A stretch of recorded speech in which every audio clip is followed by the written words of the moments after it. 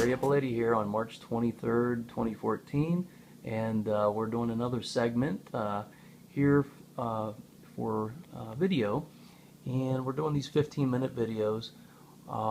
Eventually, I think we're going to co-create some books together, and this is kind of some teasers to lead you guys up to, wow, how much more interesting could this story be? And there's so much. We're only giving little tidbits, of course, in 15-minute segments here, but there's so much more to these stories. And I don't want to give the name of the books that we're going to be writing here yet, because you know, it's once they start coming out, then we'll put it out there for you. And with that being said, we are leading up to Nahora at this point, and I think that it would be important to show the process of going into a channel. And so at this point, I think what we'll do is we'll have Terry maybe talk a little bit about what do you go through when you go into a channel, and then we're going to call upon Nahora to come through.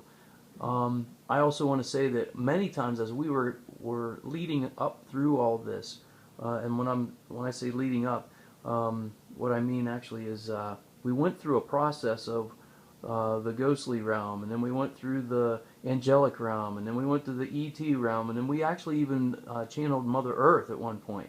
And so there are so many levels, and I hate to use that word, but for lack of a better way of describing it, through our human communication system, being language, it doesn't mean that any level is less or better or worse. It just is our way of defining a point on growth. On growth, thank you. And so, Terry, how do you feel when you go into this? And I think it's also important to say that when we did this, we would do clearings on each other. And if we didn't do that, we would bring in maybe a lower vibratory entity or being that could be considered a trickster, so to speak. Not in a main way or harming, but we had to learn all this. We had to go through this process and use both of our discernments about, was that a positive entity, and was the information valid or not? Right, right. That's one of the main awarenesses for everyone who is listening to a channel, is to whatever resonates to them through that channel is the message for them.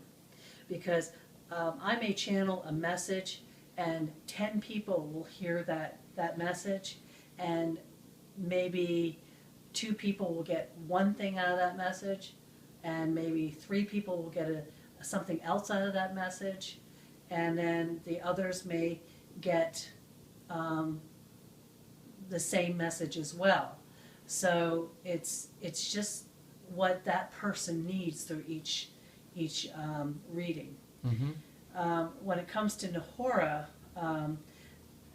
Nahora actually came to me through the Kundalini experience, and she introduced herself to me. Later when Joe and I would work together, and she actually would have to come in and help me, especially when I became the messenger. She would have to help my ego, which is a 12-year-old boy. Go figure. I have no idea how that works. But it's a 12-year-old boy who was very curious, that would always be peeking in on the channels. So that was my ego that wanted to be a part of it. So we really learned a lot about the ego. And Nahora was an instrument to help us as we were exploring to understand the ego along with a channel. Mm-hmm. And then, as I recall, in those times, it was like she would take your ego or the little boy and sit him on a stump. Oh, yes. That was your perception of setting your ego aside, and she said it or presented it to you in such a way that it was the 12-year-old boy that was set on a stump so we could do this work. Well, that was because the 12-year-old boy kept on getting in the way. Right. And so, and of course that was my ego wanting to be a part of it or creating a resistance. Mm-hmm. If you remember in the beginning, I was quite resistant about all this at first, and so Nahora came in, and it was a process. It probably took about 5 minutes in linear time, maybe even 10 minutes of linear time, for me to get into that channel, because Nahora would come in, take the boy, put him on a stump, and tell him to wait for the storyteller. While he was waiting for the storyteller, then I was open enough to be able to channel without him getting in the way. And so the process also, as we were learning and growing, was that we would have a white candle.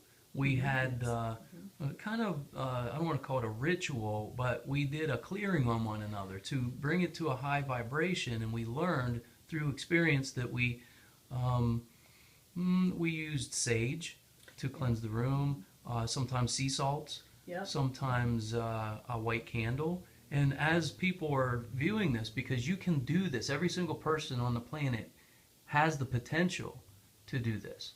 And in the future here, Teri's going to offer her services to teach people that want to actually do this thing. And so that's what some of this is all about. It's about education. It's about allowing Teri to tell her story, and how does one become a walking angel. Yes, and it's very important for people to begin this process of learning, because so many people want to know. Because we have everything in our world, or our consciousness is raising into a higher consciousness. So people are getting scattered.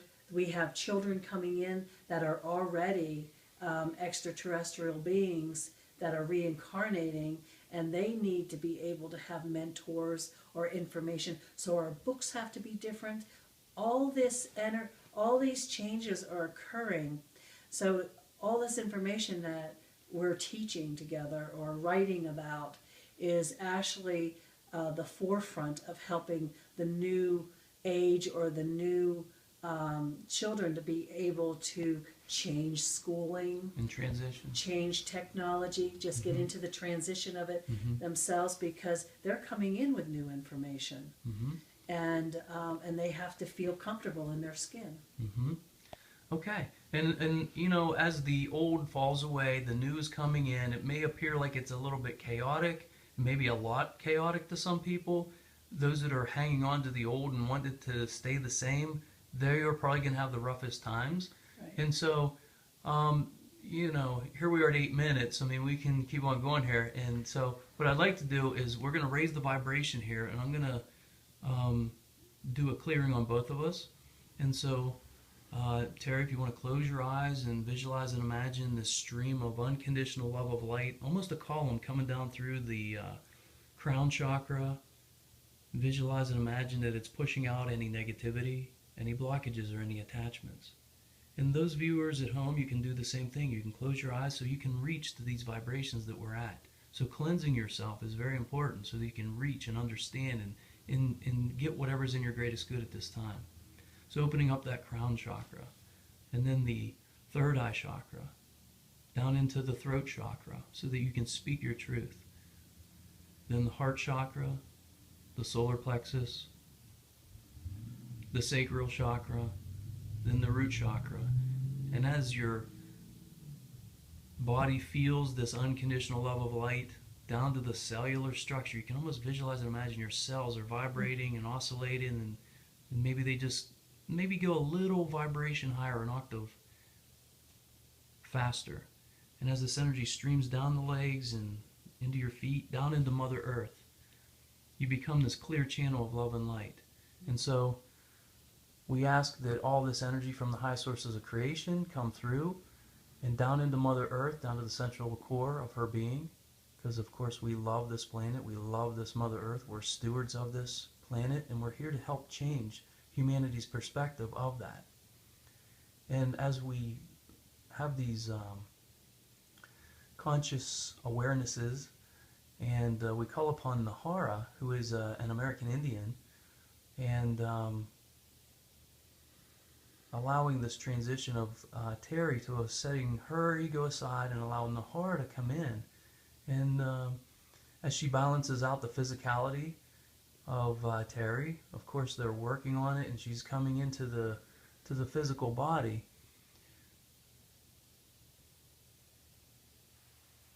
Just acclimating herself. You can actually see the process.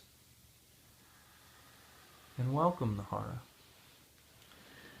Such a pleasure to see you again. It's been so long, at least for me, on my side. I have never left. I am an extension of the heart.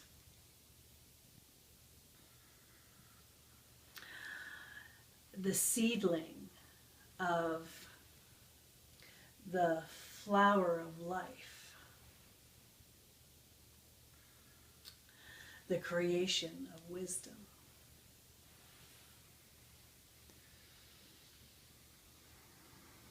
The joy of the child within.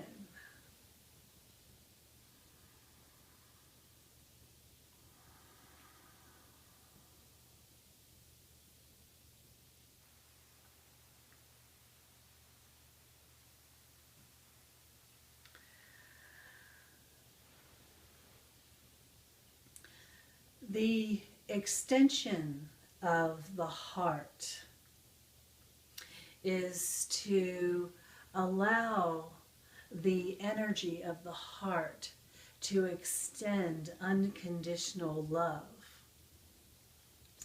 to all aspects of your reality and others that walk your path. And it must come from within. And every soul on this plane of existence carries this inner child of love, light, laughter, freedom.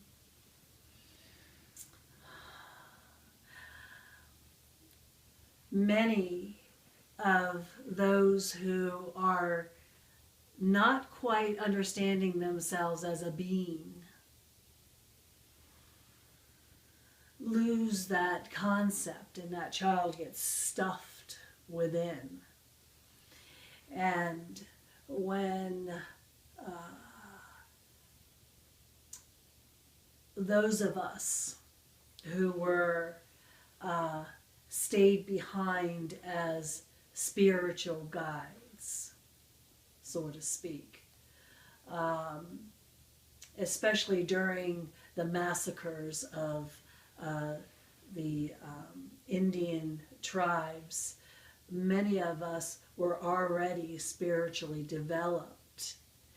And those who were spiritually developed and understood the wisdom of the stars, the earth, the universe, the earth, and the connection of all as one, we knew what was ahead. And so we chose to stay until this time of change. And then those who were open enough to receive us were able to receive the gifts of our knowledge.